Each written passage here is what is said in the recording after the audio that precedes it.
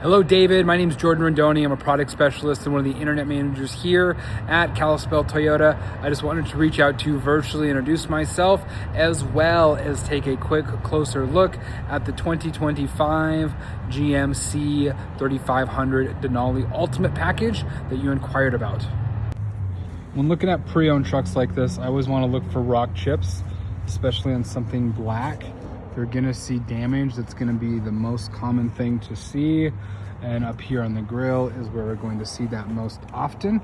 I'm using a microfiber here so we can try to dig into that a little more. Looking at this, I am using the HD settings on my camera. This looks very clean. I don't see anything so far in the form of a rock chip or any kind of damage like that. We're gonna keep going around here and looking. Some water on it. I wanted it washed up before making a video for you. But very clean from what I see here. Usually I can find something negative to report.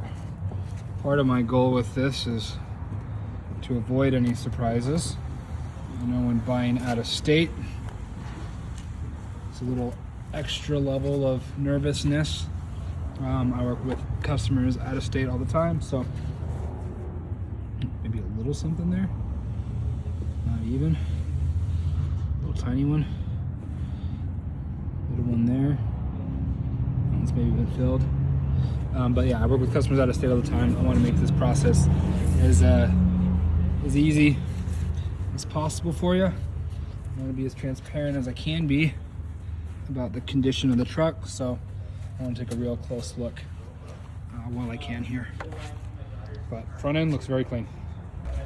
Let's talk a little bit about features. So we've got parking sonar, these chrome recovery hooks, more parking sonar, your second chrome recovery hook there, and some nice little fog lights tucked in there, and of course all your cool kind of smoke chromed grill, the black inlay in the GMC.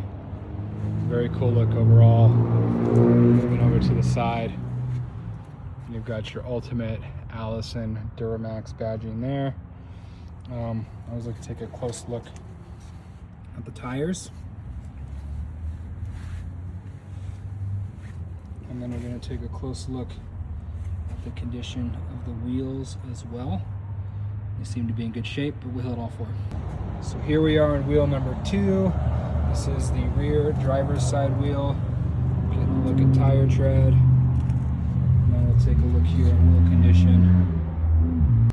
As we're moving around the truck, now we're checking out the rear passenger side tire.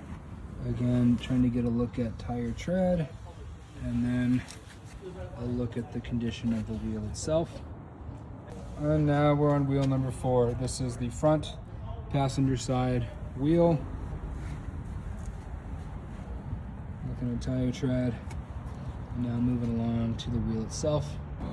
All right, now we're up front. Driver's door, power deployable running boards. That came down when I opened the door. In terms of looking at condition, these entry points here are always a place I like to look. This one looks very clean. And then I always like to check for seat wear, especially on the driver's seat here. Looks very clean. The seat itself looks to me in very good condition. I can't help but love the color of this leather as well. Something I just noticed, it looks like there's some topography patterns built into the leather here. It's kind of cool. But anyway, looking at the passenger seat, coming at it from the driver's side. Again, checking the well condition here. Plane going overhead, excuse me if it's a little loud. And then checking out the seat here. Let's look at the wear and the seat condition itself. Seems to be in good shape. And then we'll notice we have the GM all-weather mats in here as well.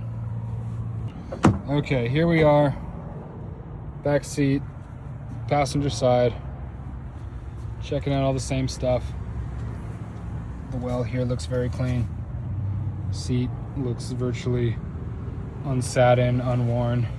It's very clean. There's a little something there. I don't know if that's, yeah, looks like nothing. Seems to be in good shape. And now here we are. Front, passenger side. Same theme in the door pattern seems to carry through without the Bose sound system here, but let's check. All this looks very clean. Seat looks, no signs of wear here. Seat itself looks to be in very good shape. Okay, so looking at features, I want to point out that we've got blind spot monitors built into the mirrors.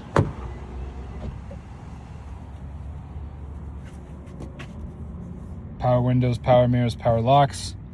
We also have extending mirrors here. So this can come out like that.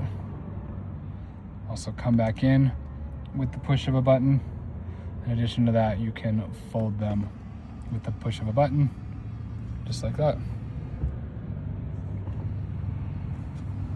Driver's seat has memory settings here, which is a cool convenience feature. The driver's seat is, of course, power adjustable. You can see we have our settings here. And let's take a little bit deeper look. All right, now I'm sitting in the driver's seat. We of course have our four-wheel drive settings, including automatic, which is, I think, fairly unique to General Motors. No, Toyota doesn't do it. Automatic headlights here. Adjustments for our heads up display, which is a very cool feature. I don't know if you can see that in our reflection here. I think it's just blinking at us. It's not quite picking up on the camera, but that's okay. We do have a heads up display here. A digital display cluster here. Let's take a look and find the odometer so I can show you that.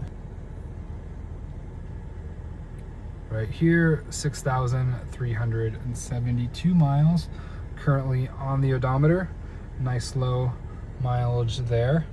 And then we have some adjustability here, including, it looks like, for adaptive cruise control, I believe it was what setting us is telling us there. Looks like these look like your other cruise control settings here, and then a heated steering wheel there. You do have the ability to set voice commands here as well. Looking at the infotainment screen, there is all kinds of stuff that can be done here. I don't claim to be an expert on what they have, but the major stuff I want to show you: Android Auto, Apple CarPlay, that's pretty cool. Your map is an actual Google map, which I like a lot. I know I'm a big Google Maps user myself. Audio, Google Assistant there, so pretty Google heavy in terms of the infotainment system. And it looks like a few other cool things here, including the My GM app, and even built-in Alexa. Let's take a look at cameras. I think we're gonna have all kinds of cameras on this thing. So looking here, there's cameras all around it. A front view camera there. The cameras around the vehicle are creating a top-down view. If I hit this, we have a new angle. That's the rear of the vehicle. We can look down into the back of the truck bed. Oh, looking down at the front of the truck. And we have side angles here, which can be adjusted. And then looks like one just for the trailer ball hitch there. So if you were backing up, hopefully that'll make it nice and easy for you. Looking at features here, of course, this is our stop-start button there. And I like that they do a little bit of a metal feel. It looks cool. It's kind of classier than some of the plastic buttons you normally see. Ventilated seat for the front, for the driver. Couple different heated seat settings here. Automatic climate control. There is a click to this, which is nice. I always like when you get a little feedback from the buttons. Climate adjustments here. Defrost, AC, fan speed on off. We're gonna go ahead and leave that on. It's definitely an AC day today here in Montana. Passenger seat, again, ventilated, and then multiple heating options there. All right, so more of the heavy duty stuff, or at least this is. We've got our exhaust brake here, lane departure feature here, parking assist or parking sonars can be turned on and off there. We have a tailgate release here, hazards. Traction control, like other safety features, is on by default but can be turned off. And this, I believe, is going to be a sort of downhill ascent control type of feature. And then we have a couple of chargers where you can plug in a USB or a USB Type-C there. And then here you have an integrated trailer brake controller. I'm changing my angle to show you this, but there's a built-in phone charger here where you can kind of tuck your phone sort of underneath the center console. And then looking in the center console here, a lot of space and more chargers, a regular USB and a USB Type-C right there. And it looks like, based on those icons, that's going to interface with you. Looking at the passenger side, you have this wood grain pattern carrying through. You have a compartment right here for storage, and then your standard glove box down there. So you essentially have a dual glove box set up there. So now we're taking a closer look at the rear seat. You have the seeker compartments in the seats there, one over here as well. And then this folds down for cup holders and armrest if you just had two passengers back here. These rear seats fold up. You just press there. You can bring both of them up. You have a little bit of storage underneath.